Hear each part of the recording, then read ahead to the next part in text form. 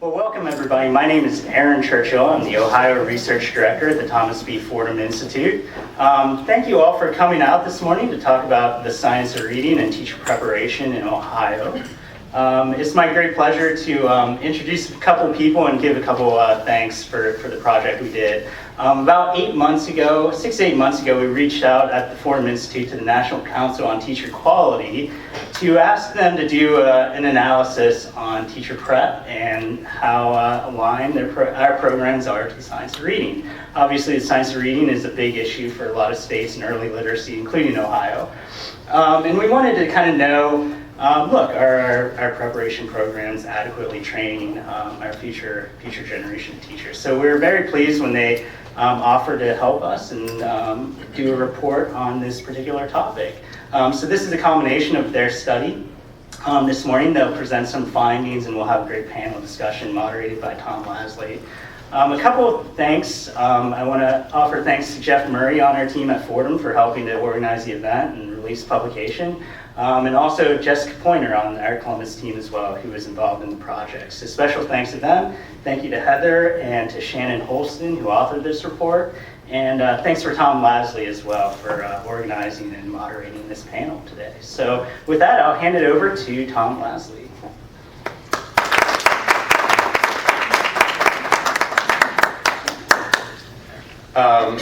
First, thank you everyone for being with us this morning.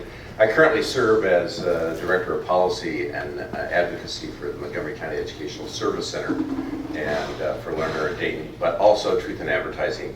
I'm Chair of the Board for the National Council on Teacher Quality. Over the past couple of years, it's become more and more evident that Ohio needed to be more aggressive around issues related to reading. We know, if you go to any of the meetings, we know that people are attending to whether we have the workforce for the next generation jobs that Ohio wants to attract and wants to secure. So those next generation jobs are going to require intellectual capital, and that intellectual capital requires that we have people who have the reading skills, the background necessary to be successful. And so that's part of what really initiated my interest. As I talk to people about the workforce of the future, you have to think about what are the predictive analytics that are related to those workforce outcomes. And one of those is third grade reading. We know that things like kindergarten readiness predict third grade reading. We know that third grade reading predicts high school graduation. We know that things like 8th grade math predict college graduation rates. All these things are related. And if Ohio is going to be serious about workforce issues, it has to be very, very serious about the third grade reading issue and the proficiency of students. This is especially true now that Ohio is looking at the third grade reading guarantee, something I also testified on years ago. And many of you looking around this room at Friends of Education Policy and Practice Issues, it's an issue that I know all of us have had at least some interest in, trying to see how Ohio is going to move on this. I was fascinated when I looked at how Ohio's teacher prep institutions are trying to prepare our next generation of teachers that are in our classrooms. And what is not good for the state is for the state, as the governor is trying to do, to embrace reading and the science of reading. What's not good is to think about the current teachers without thinking about the prospective teachers. Who are the teachers who are going to go into Ohio's classrooms? And making sure that those teachers have the preparation, the background necessary to be successful. So that is what we're talking about. How do we make sure that the literally thousands of teachers going into our classrooms have the skills that they need in order to be successful in helping non-readers learn how to decode and comprehend text, and even students who are proficient readers better understand how to comprehend the material that they're being exposed to. So that sort of sets the stage for what we're trying to do. I'm pleased that the president of the National Council on Teacher Quality could join us along with Shannon. I'll let Heather Peske provide you with the details, and then we'll be followed with remarks from from Senator Brenner, from Representative Young, and from the Superintendent of the Dayton Public Schools, Elizabeth Lolli. So with that, I'm going to turn it over to Heather Peske. Thank you.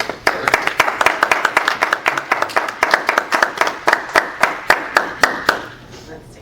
Good morning, everyone. It's really nice to be here. Thanks so much to the Fordham Institute here in Ohio, and especially to Erin and for partnering with us. It's been a really productive, interesting, good partnership, so I appreciate that. And I have to thank Tom Lasley. Tom is the reason I'm at NCTQ. He called me about 1.5 years ago and said, would you consider this job? And I said, no way. And he's very convincing, as many of you know. So now I'm the president of NCTQ. Tom is my board chair, and I'm very grateful to him for all that he's done to support me. I also have a personal connection here in Ohio. It's great to be back. I learned to write and how to analyze when I went to college here at Kenyon College just down the road over 30 years ago. So it's really nice to be back in Ohio, and it was great to collaborate around this good question of to what extent does Ohio prepare its teachers to advance the science of reading with kids. So that's my little preview, and now I'll dig into what we found. Let's see, here we go. All right. You all know this data, so I'm not going to dwell on it for too long, but I always like to situate us in our present situation. Far too many students in Ohio aren't learning to read. I know that all of you know this because as I look around the room and I know your roles, you've been trying to advance strong reading instruction for many decades. So we are at the place right now where only 35% of Ohio's 4th grade students are proficient or above proficient. So fewer than 4 in 10. And historically marginalized students in Ohio are particularly subject to our lack of access to effective reading instruction. You can see that there from the data. So if we give teachers the knowledge and skill they need to teach reading effectively, we can turn these statistics around.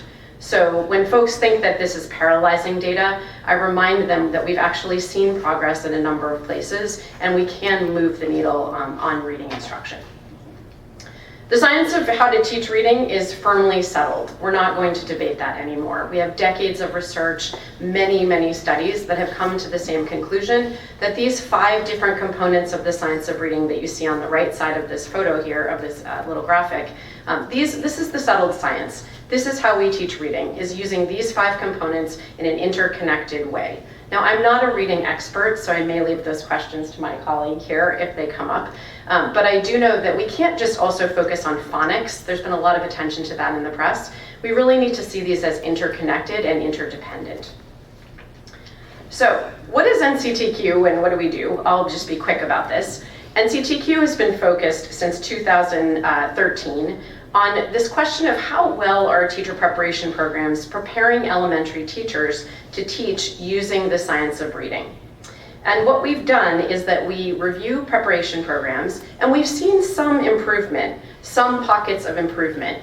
And we see that particularly when states have established clear standards, supported the transition, and held teacher preparation programs accountable. So again, there are pockets of improvement, yet far too many programs are still not where we need them to be in terms of paying adequate attention to preparing teachers to teach reading using the science. And why does this matter so much? I was saying earlier to Rep. Young that many states right now are overlooking teacher preparation as a lever to change reading instruction. I think to our peril. We're proposing across the country hundreds of millions of dollars in investment in helping teachers who are in service get up to speed on the science of reading. We're proposing hundreds of millions of dollars for instructional materials, among other things. And yet many of us are overlooking the very beginning, the source of our teachers, and that's the teacher preparation programs. So if we continue to ignore them, then we'll continue to invest at the wrong end of the spectrum in having to remediate teachers who didn't learn what they should have learned when they went through teacher preparation programs. At great cost to students, great cost to teachers who paid all that money to go through those prep programs, and ultimately great cost to the state, both in terms of economics and in terms of the future, as Tom alluded earlier today. So what did we do to answer this question of how well do teacher preparation programs in Ohio do? I just want to describe 3 things. What we did in the last couple of years is first, we engaged an expert advisory panel to guide the content of the analysis. Second, we brought on board a technical advisory group to help us figure out the best way to do the methodology and to award points or to take away points, things like that, to be sure that we were technically sound. And third, we did something which was a public comment period, and that lasted for a number of months. We got hundreds of folks to give us comment on our draft of the criteria we would use for the reviews. So we really tried to build an inclusive, transparent process in order to ensure investment from a number of stakeholders. So we revised this, we call it the standard, which I know is a little confusing given academic standards for kids, but we call it the standard. And here's what we do. Let's see, oops, let me go back. Okay. So there's a lot going on in this slide, but essentially what we do is we look for evidence that the programs address each of the 5 components of the science of reading, and we look for evidence in 4 different ways. First, we ask the question, does the program use the resources, like materials or textbooks, that are aligned to the science of reading? That's our first question. The second is, does the program dedicate enough instructional time to teaching each of the components? This is course time or class time. Third, does the program actually use good, strong measures of whether or not candidates actually have the knowledge and skill and whether they can demonstrate it? So what do things like tests or quizzes or assignments, what do they look like in the program to verify candidates' knowledge? And finally, this last question, which we looked at more stringently than we had in the past, does the program offer ample opportunity for candidates to practice implementing these different components? So doing things like practicing giving a reading screening assessment to either a child or another student, or just having the ability to put in practice what's being learned conceptually. So I'm not going to get into the points, but if you're curious about our methodology, I'm happy to illuminate that a little bit more. Oh, sorry. One other important part of the review, the new review, is the right side of this little graphic. We did analysis in 2 additional ways. First, we said, are these programs teaching practices that are actually contrary to the research? Because if they're doing a whole bunch of stuff that is aligned with this research, and then they go and teach the teachers a bunch of methods that aren't aligned to the research, at best it's confusing for new teachers. At worst, it can actually hinder students' abilities to learn to read. So that was new for us. To what extent are the programs still using contrary practices? And then the second analysis, which is also new, is we looked at the extent to which the programs are preparing teachers to teach students who are struggling readers, students who are English learners or multilingual learners, and to what extent are they supporting the preparation of teachers to teach students who are using what we call English language variants or English language varieties. And I hadn't heard that term before, just to be clear. What it means is when children are speaking, when their first language is like Appalachian English or African American English, these sort of dialects of the English language, which affect how they learn to read. So, to the point, and the question you came to hear about, how well do Ohio's teacher preparation programs do in readying teachers to teach using scientifically based reading instruction? So, Ohio is kind of a tale of 2 states, if you will, which I heard from some of my colleagues here in Ohio that that's actually true in a number of instances. But basically what we found is that only 35% of programs adequately addressed all 5 core components of reading instruction. And so what that means is that you can see on the right of the graph here, so this 35% represents a strong set of programs. But even more concerning is that a quarter of the programs, 24%, if you add that bar under the 0 and the 1 under the 1, 24% address only 1 component of the science of reading, or in some cases, 0. I'm just pausing because that's pretty sobering. We're talking about thousands of teachers being produced by these programs, impacting tens of thousands of kids in Ohio.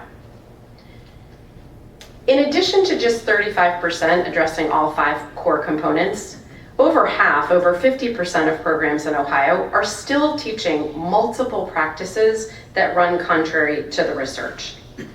So in our review, we deduct a letter grade if the program is found to teach 4 or more contrary practices. In Ohio, 6 out of 26 programs were deducted a letter grade because they're teaching more than 4 or more contrary practices to aspiring teachers. And again, the reason this is important is because teaching these practices impedes student learning. It legitimizes ineffective methods, and it risks confusing aspiring teachers. Having been a 4th grade teacher myself, I know that you don't have time to waste. So why are we spending time in classrooms using methods that have been debunked by the research and proven to be ineffective with kids? Now, I don't want to leave you in despair. So I want to shift and say, on a more hopeful note, great preparation is possible, and there are exemplary programs in Ohio leading the way. These programs address all 5 components of the science of reading, from phonics to comprehension to vocabulary to fluency to phonemic awareness. And they're leading the way because they also don't teach any methods that are contrary to the research. And you can see this list here. I want to shout out Tom Lasley, who's the obviously former dean of the University of Dayton, and appreciate you, Tom, for your strong work here. I'm sure there are others in the audience who I'm not naming who are connected to these programs, but these programs can offer insight and confirmation that teacher prep in Ohio can become models of preparation where aspiring teachers are steeped in knowledge of the science of reading and given ample opportunities to practice the knowledge, and ultimately will have sustained positive impact on students. Now, to get a little more granular and unpack a little bit more of what we found in our analysis, we looked more specifically at each of the 5 components of scientifically based reading instruction to see where Ohio teacher prep programs are placing their emphasis, or in some cases where they're overlooking essential content. So again, all 5 core components are important to develop strong readers. And what we found is that in Ohio, fluency and phonemic awareness receive the least attention across programs in Ohio. Now the high mark, I'm getting over here, just so in case you didn't hear. The high marks in phonics is most likely due to you all who are state policymakers, because the state requires that teacher prep programs include a 3-credit course that's specifically dedicated to phonics. So to break it down, what you see in this graph is probably the result of state policy that many of you put in place and continue to monitor and implement and support. So again, this is a hopeful graph because what it's showing is that state policy has an impact when it comes to what's happening in teacher prep programs. Now, it's a well-used adage in sports, among other things, that practice makes perfect. So although 80% of stakeholders we surveyed believe that practice is essential, teacher prep programs in Ohio are not creating specific component-focused practice opportunities in their coursework. And I know this graph is a little bit hard to read, it's also in the report, but we looked at each of the 5 core components of the science of reading and said, how much opportunity are candidates given to actually practice these core components so that when they get into classrooms, they can be nimble and know what they're doing. And often what we saw are vague or open-ended practice opportunities. Things like, you're gonna go into have a clinical placement or a field placement that isn't specifically about, like, in your field placement, you will be practicing phonemic awareness in the following 3 ways with students. So this leaves open the possibility that an aspiring teacher may never practice a lesson on phonemic awareness, may never administer a reading assessment, may never consider what high-quality instructional materials look like for reading. And all that absence means that they arrive in classrooms unable to actually implement, even if they've learned the knowledge and skills. All right, while 7 programs earn an A, many are failing to prepare aspiring teachers to effectively teach reading. And as I said a few minutes ago, what's really striking about Ohio's review results is there seems to be this stark dichotomy between programs. And this is more so than we see in other states. There are strong programs on the left of the graph here you see, and then there are a large number of programs, more than half, that cover fewer than 3 components adequately. So again, this is really a tale of 2 states of teacher prep. So finally, what does this mean? So we have some recommendations, and I will say this, we've been working with the wonderful folks at Fordham, along with other leaders in the state, to try to bring about some state policy changes. And I was saying earlier that I'm really enthusiastic and optimistic about some of the things that you're trying to get across the finish line here in Ohio. So here are some of the ideas. First, you need to update and be more explicit about the content teacher preparation programs should cover. So what specifically should they be required to teach when it comes to the science of reading? Second, you need to require a reset of all programs to ensure alignment with the reading science. Now, some of you may be back there thinking, good Lord, Heather, how can you suggest a reset of programs when we're dealing with the teacher shortage? I don't mean that you shut the programs down. What I mean is that you could say you have X amount of time to redesign your program to align with the standards, the first bullet there. And if you don't do that, we're going to implement certain consequences within a reasonable amount of time. So I'm not unreasonable, neither is NCTQ. And having been a state policymaker myself at the Massachusetts Department of Ed, I know how long it takes for programs to shift and change. The other thing that you all need to do, if you aren't already, I think many states need to do this, is expand the depth of program reviews specific to literacy preparation. When I was in Massachusetts, my job at the State Department was to implement our program reviews. For many, many years, we implemented nothing related to specifically how the programs were teaching reading instruction. Again, that's at our peril, and that's my fault. So I'm saying that with humility to say that we really need to go in, do these program reviews, and make sure we're doing it aligned to the science of reading. You can see several of the other recommendations there. One is what I was just saying, which is make sure there are consequences. Otherwise, if there are no consequences, why should these institutions bother to change? And yet they need to be reasonable. One suggestion is to publish first-time pass rates on reading licensure tests by program. These reading licensure pass rates tell us to what extent candidates are actually learning the science of reading in one way. I understand that there are other methods, but it's very helpful as a barometer as to where each of the programs is. And finally, and this is maybe more specific to supporting districts, is recommendations to support teacher development. Just 3, one of which you're already pursuing through legislation, and I really hope it makes it through. Require districts to select vetted, high-quality curriculum materials and make those decisions public. So, for example, you need to know which core supplemental and intervention materials your districts are actually using. So don't just require it, make sure you know what they're using and that that's publicly reported on an annual basis. Second, I know that you're putting forward right now, and I know the Senate is debating the budget, hundreds of millions of dollars to train in-service teachers and provide clear expectations for professional learning. Make sure, please, that you're evaluating the progress and the use of those dollars. We see a lot of states right now that are putting in a lot of investment and yet not as much on the evaluation side. So I say this with a lot of hope, knowing that you as state policymakers have a lot of leverage, knowing that there's a lot of politics to sort through and muddle through, and a lot of possibility for really making a clear impact on students, not just students who are currently in schools, but for many years to come. Thank you.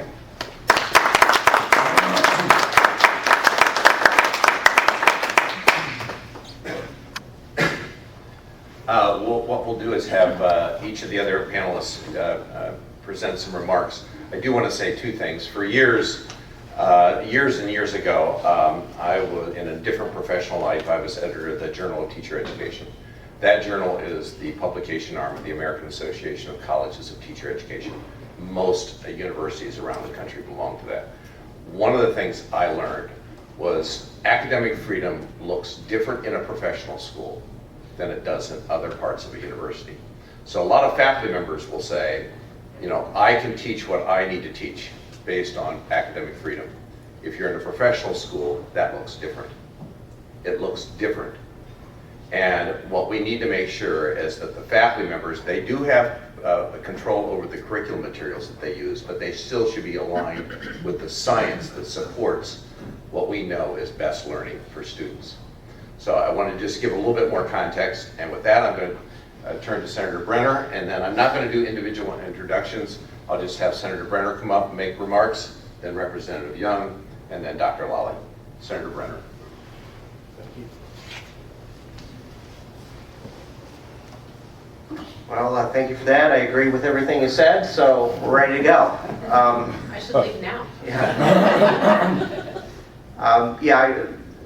the numbers, I'm not surprised by anything that you reported here. As we've seen the data over the last couple years, especially in the pandemic, that really highlighted the fact that we've got a severe problem in reading and in math for that matter. So if you've got a report on math, let me know, because that's the other thing we need to work on. Yeah, we've had data that shows, passage rates in the 20-30% range in a large chunk of our schools. Hundreds of thousands of students are behind, and I think it all traces back to the fact that we have not been teaching reading properly. With that, I think that a lot of the things the governor proposed in the state budget, we are looking to restore in the Senate and/or bring it back. And I think that the dashboard idea that was mentioned, we noticed, I guess Mississippi was also doing a lot of the same things. So we're looking to maybe extend that dashboard, I think, that the House initially put in to include a lot of the things that were recommended here and were recommended by Mississippi and a couple other states where they've turned their reading programs around. So I think you're going to see quite a few amendments in the Senate dealing with the silence of reading, including one thing that was left out of both the governor's proposal and the House proposal, which is an actual definition of the science of reading. There isn't any in the current proposal, so we've been working on it. So if anybody wants to get a hold of me later today, we are actually working on those budget amendments, which are due tomorrow. But that is something that I think we are going to include in there, is a definite definition of that. I think we're going to kind of deal with the 3 queuing definition as well, and try to get that a little more defined.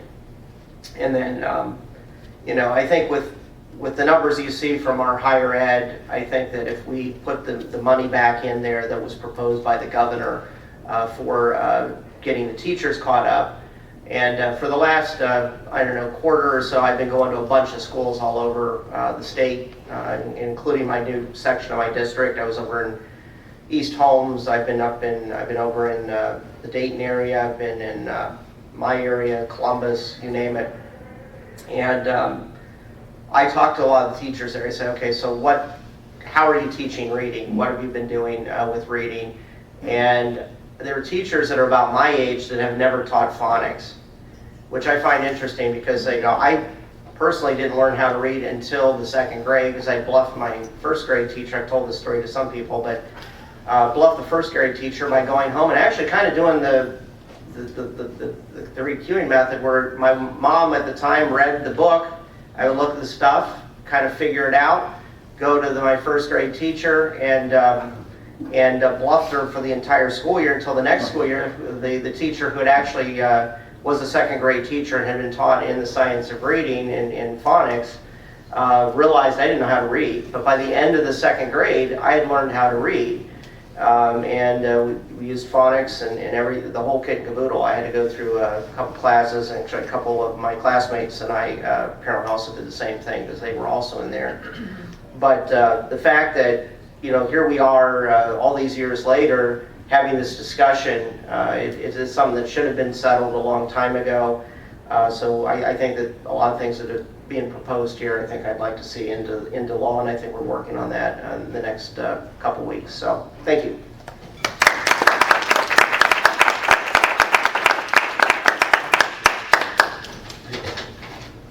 I'm sure that there are a lot of surprised faces in Ohio today after you released this report.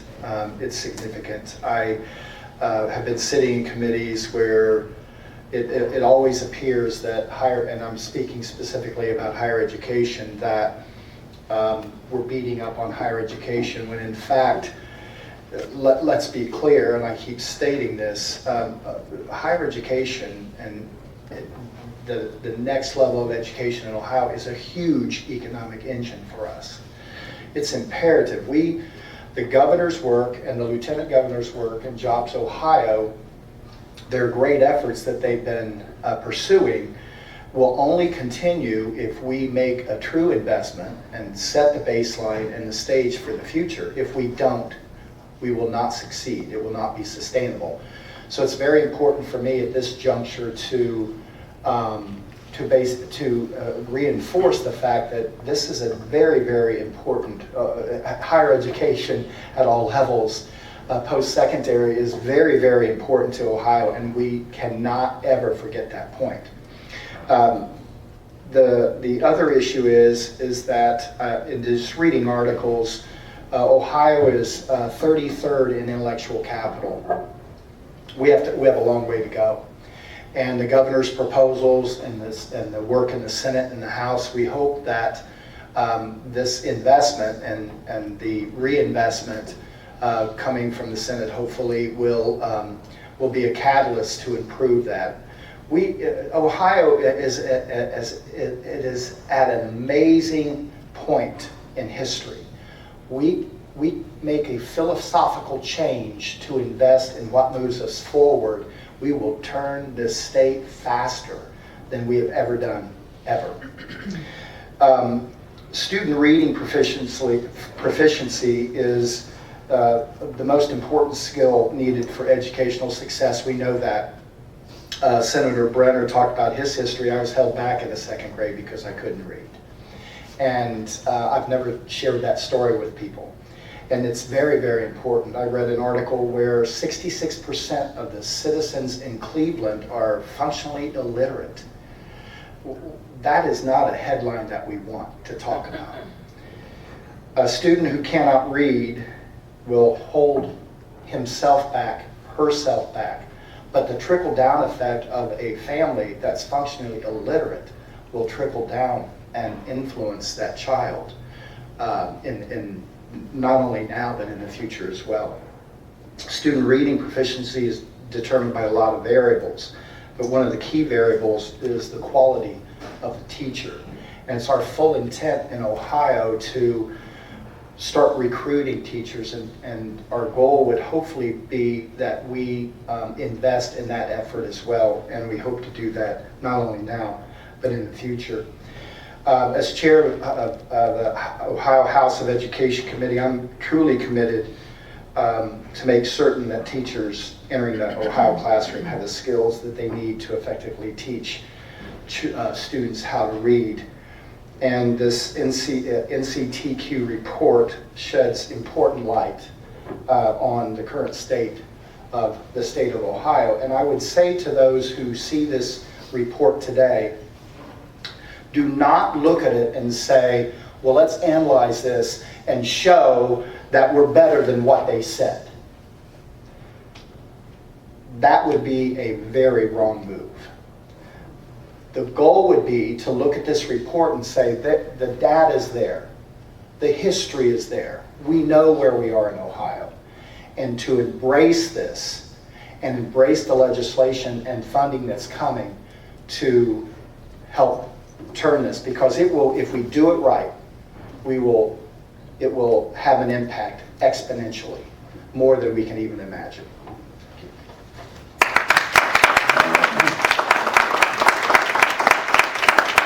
Good morning. Representative Young talked about the data and the history. I'm here to talk about the experience. For 45 years I've been an educator, and for 15 I've been a superintendent. 22 of those 45, I was a curriculum person. And that curriculum coordinator, curriculum director, and every single year with every batch of new teachers, we had to retool them and retrain them in order to teach reading. Literacy was always, always an important factor for me. And anyone that you talk to that's been in any of the districts where I've served as a curriculum director or as a superintendent, they will say, Libby's always, always talking about literacy. That's the only thing she really talks about.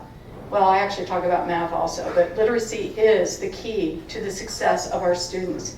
It's the key to their future, and it's the key to Ohio's future. If we have a literate workforce, we will be economically sound.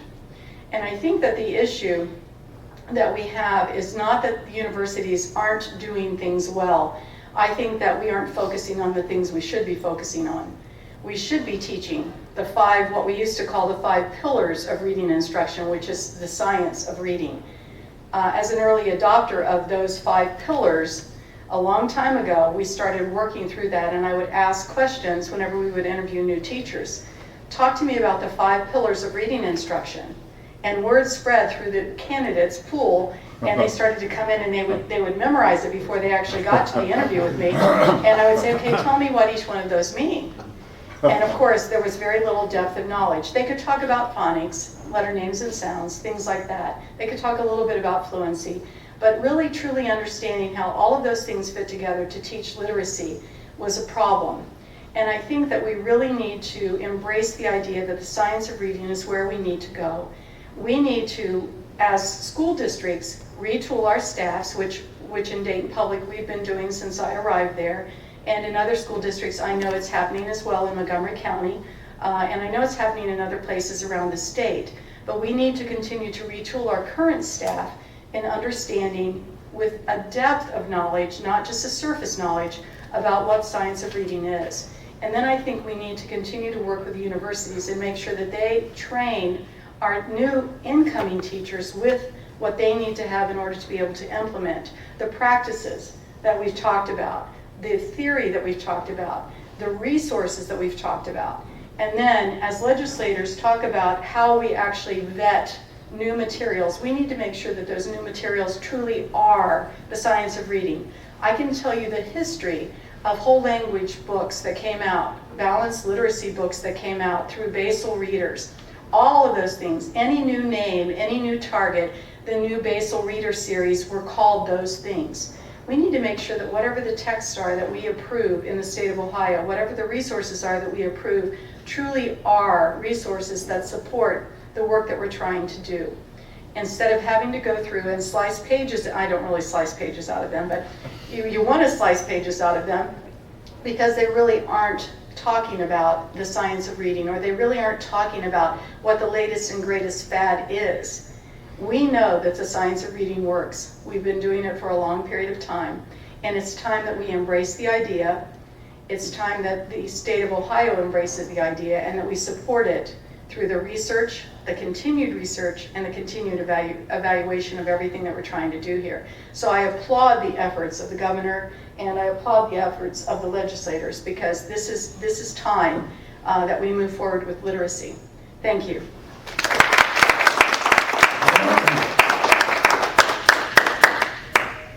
Thank you to all the panelists. Senator Brenner, the importance of having good definitions, as you can see, and as you know, is very, very important.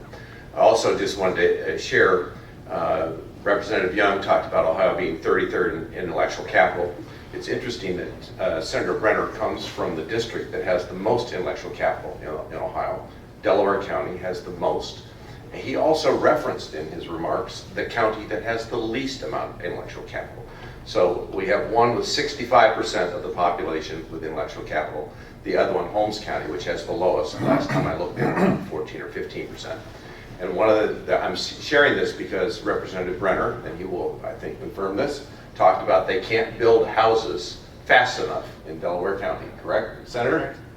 And part of that's related to economic vitality. Intellectual capital, educational attainment is connected to economic vitality. And that's what we're hoping for in the state of Ohio, a very vital economy. I'll now open it up for any questions. Patrick?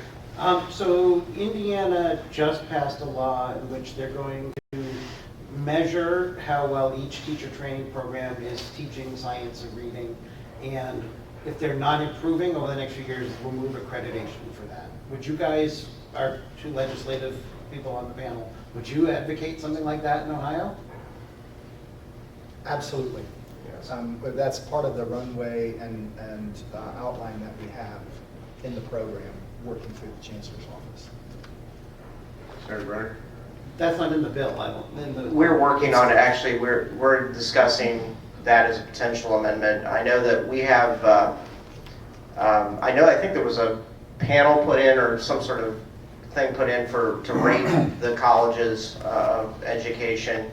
We're looking to put a little more teeth into that to actually show a lot of the data and stuff that was recommended here and what we've heard out of a couple of the other states, including Indiana. I think somebody brought that to my attention a couple of weeks ago that Indiana was doing that.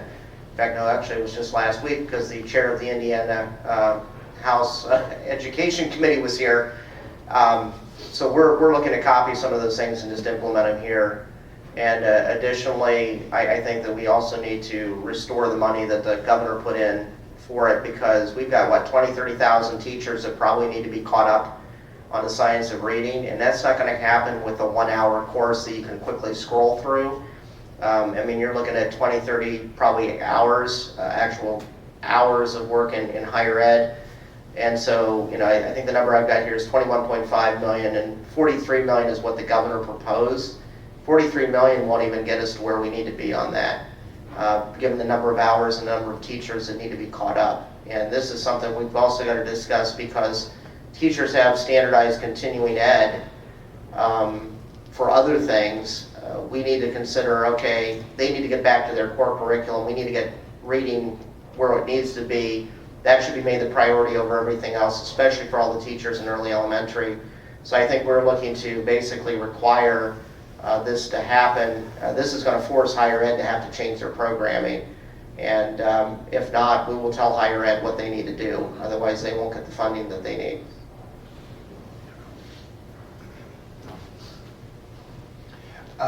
We do have an amendment that will that outlines the requirement for science of reading for higher education, and we put money in the budget to audit the programs around the state of Ohio, and then to see where their baseline was, and this report will help us do that. And then we will come back and in a very quick time frame and audit them again to make sure that they're adhering to what the law says. So that's a good start for us. That was not in the governor's proposal, but a working group that that Tom was a part of. We have some really good outline of that program. Should they not adhere to it, the goal would be to make sure that their the state and the national entities in higher education will be notified and informed of their failure to adhere to the standard in the state of Ohio for their reading programs. Thanks. Other questions? Yes. Hi, I'm Kate McKinley, Department of Education. Could you talk, any of you, a bit more about the importance of field experiences? You started to talk a bit about that, but would love to hear more about the importance of that as borne out in the research. Sure. So field experiences are often called clinical placements. The research shows that they are very impactful in preparing teachers to enter classrooms from day one. I do want to be clear, our report analyzed the textbooks, materials, syllabi. We didn't do analysis, like we didn't go into student teaching placements and see what's happening there.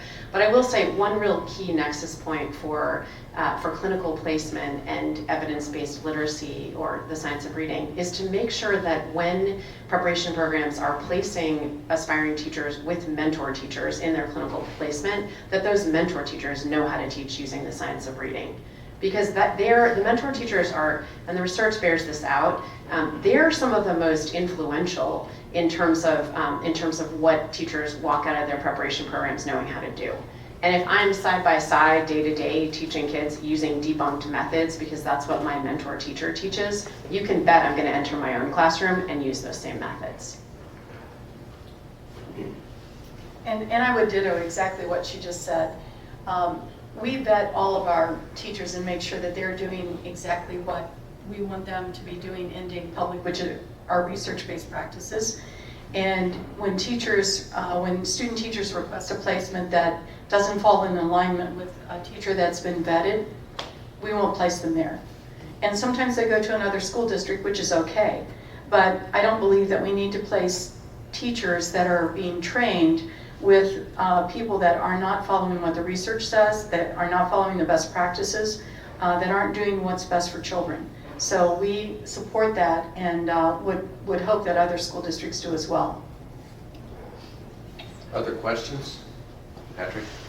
So laws, the legislation here and laws being considered in many other states are very focused on the 3Qing, but that's not even the biggest contrary practice being taught here. Why is 3Qing the target instead of some of these other contrary practices that seem to be used even more and being taught to teachers even more. So if you're talking about, if you look at the graph and the list of misaligned practices in Ohio, the one that's used most often in teacher preparation programs is the use of running records.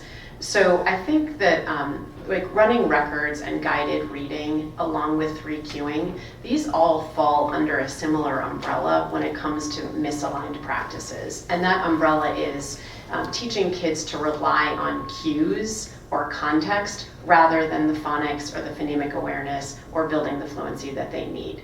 So I'm not sure, I mean, I don't know enough about Ohio's context as to why 3Qing has been part of the legislation. It's been part of it across the nation, but I would say we also need to accompany, not just banning instructional practices, but teaching teachers the rationale and building up the capacity and knowledge. Because just very frankly put, we can ban things in state law and then teachers will do what they want to do. You know, it's very difficult, and the superintendent knows, like, it's very difficult to monitor what happens in classrooms, but if teachers understand that why 3Qing is so problematic, why running records are so problematic, and the many ways in which those strategies contribute to hindering kids from effectively and efficiently learning to read, then it's much more likely that they'll implement the practices that are aligned with the science. Other questions? Yeah, Paulo? Heather, your organization has done great research that looks at any number of areas and how well educator preparation programs are doing.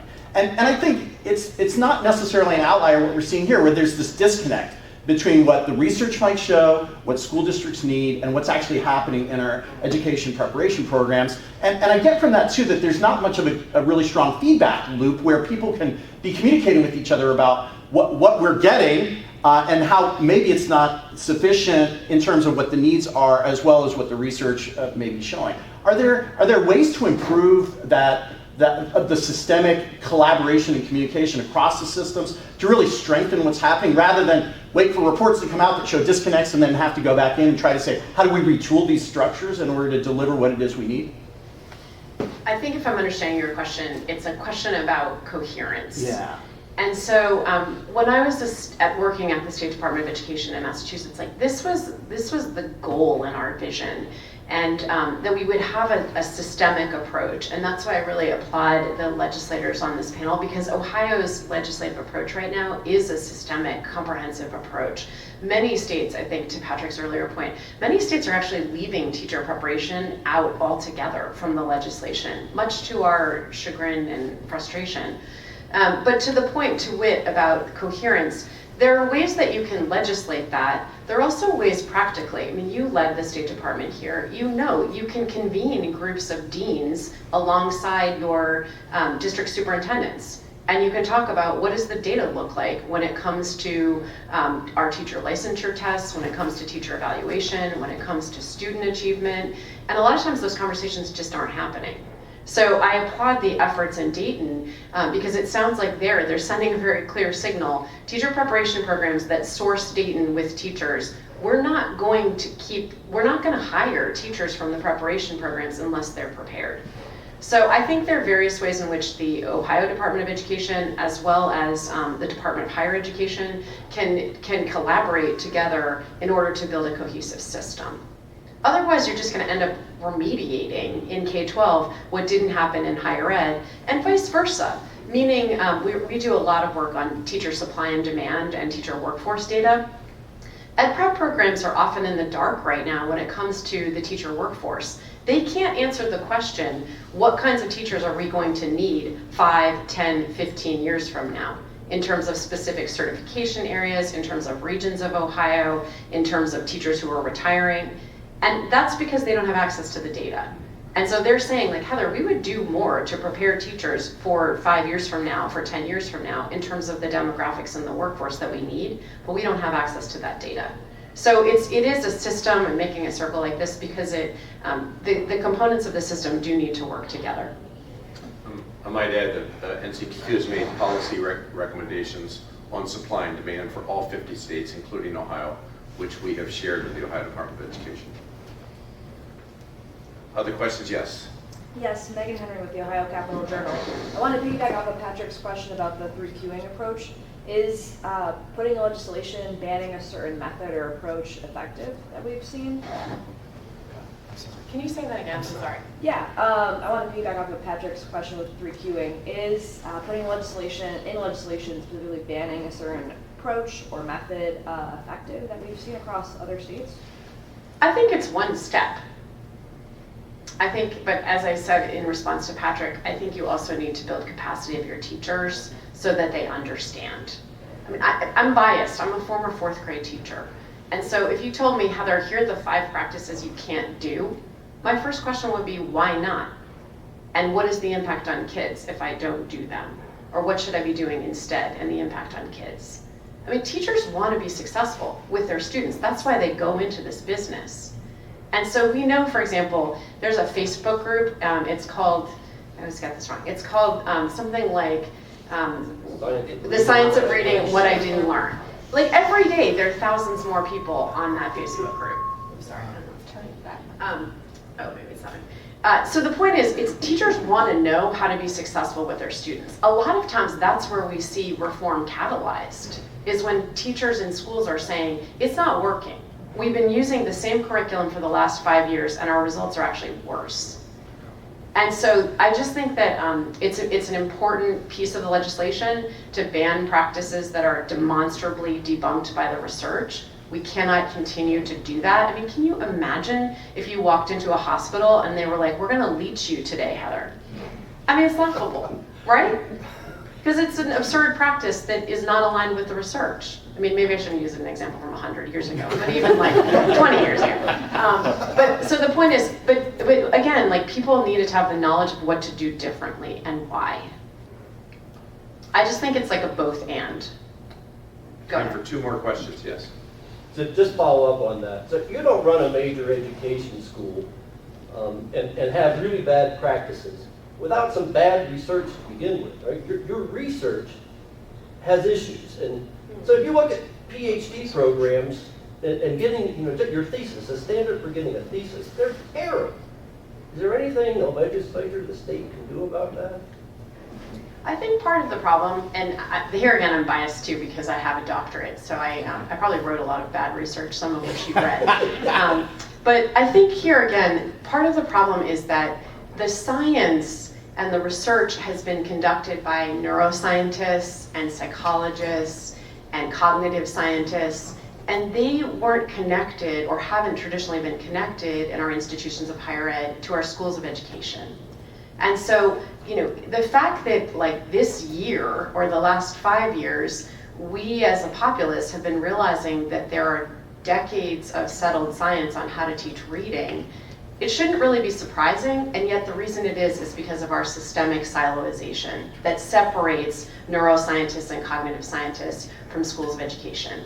So I've seen some really interesting, and Rep. Young is likely behind this, I've seen some interesting partnerships where academics are realizing, oh, I'm a neuroscientist, like I should do more to translate my research so that practitioners in K-12 schools and districts don't have to wade through a 60-page paper, half of which is in Greek.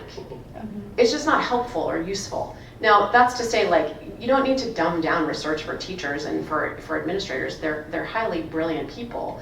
And yet we just need to make and forge better connections across the research community and the practitioner community.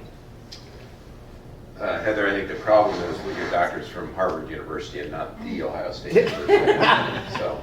I have a lot of problems, Tom. I can fix that. One last question, Patrick. So reading recovery is a little different animal in terms of teacher training, but it's housed at our flagship state university. Yep. Is reading recovery an asset for Ohio or a problem? You want to speak to that? I'm not a reading recovery trained person. However, from early on, I questioned the idea of a full-time teacher who worked with 8 children a day. And I noticed that in the long-term effect, reading recovery students are not significantly improved from other students that did not have the reading recovery program. It's an extremely expensive program, and that was one of the reasons as a curriculum person and as a superintendent that I never implemented it into my districts, because I couldn't afford to have one person who only saw around 8 children per day. I needed to do a much larger number of children, making sure that they had what they needed to have as far as reading instruction, as well as any interventions to try and catch them up. So for me, reading recovery was not a choice because of the various issues with that. And today I noticed in the Fordham research that it's indicating that long-term effect has not been positive. Can I? We're actually working on a budget amendment that would audit every single school district, essentially, on their academic performance. We've obviously got the ratings and all that, but what are they actually doing in the schools? And comparing the English language arts programs in schools that are failing to the ones that are successful. And from what I can tell, I mean, like Olentangy Local shifted everything to an Orton-Gillingham system a few years back. Their rating performance has improved substantially, and if you compare them to some others, so I would like them all audited. We've got this idea of local control, but I think the idea that we're changing it at the state level to say, look, these are the pre-approved lists that you can choose from to utilize in your systems dealing with the science of reading, versus 609 school districts doing whatever they want and then coming up with horrible results in some districts and good results in others and mediocre in others, but really no analysis of any of it. That's one of the things we're going to be working on. I don't think it'll be in the budget for part of this, but I think we're going to require some major studies done to verify, what's worked, what hasn't worked, getting back to the science of reading, but not just that, but for math, social studies, you name it. Every single one of these areas needs to be analyzed, because the data wasn't just bad in reading. I mean, it was bad across the board in almost all the other areas that could be analyzed, from the NAEP scores to our state standardized test scores. So we need to get back to actually utilizing science from the practice standpoint in our schools, all of our schools. So, if you look at the What Works Clearinghouse, reading recovery is listed as a program that works. I know this because I've had a lot of back and forth asking them to look again at the research. So thanks. The original research on reading recovery showed that it found, and I'm quoting, a significant positive impact on the first grade achievement of struggling readers in grade 1. That author of that study was Henry May. He did another study recently, which came out at the American Educational Research Association conference last spring, where he looked longitudinally at what happened to those first graders who had been given the intervention of reading recovery. And what he found is that there was not an impact on those kids anymore. That impact, that slight bump they had seen, wasn't sustained. And he said it was not what they expected, this is a quote, and it's concerning. So that research is now undergoing more peer review, and I think we'll find more and more concerns about reading recovery. Several states, including Tennessee, have banned the use of reading recovery. And as the superintendent said, it's very expensive. So given limited resources, should we be investing in an intervention that's hugely expensive and now has weakening evidence? I think the answer to that is no. I want to thank everyone for joining us today. I also, Heather and Shannon, thank you for the incredible work that NCTQ did for putting this report together. Thank you, Senator Brenner, for joining us. Thank you, Representative Young, for all your work you've been doing. And Dr. Lolli, thank you for your leadership, not only at Dayton, but also with regard to what we're trying to do with reading. My thanks to you all. Have a good day.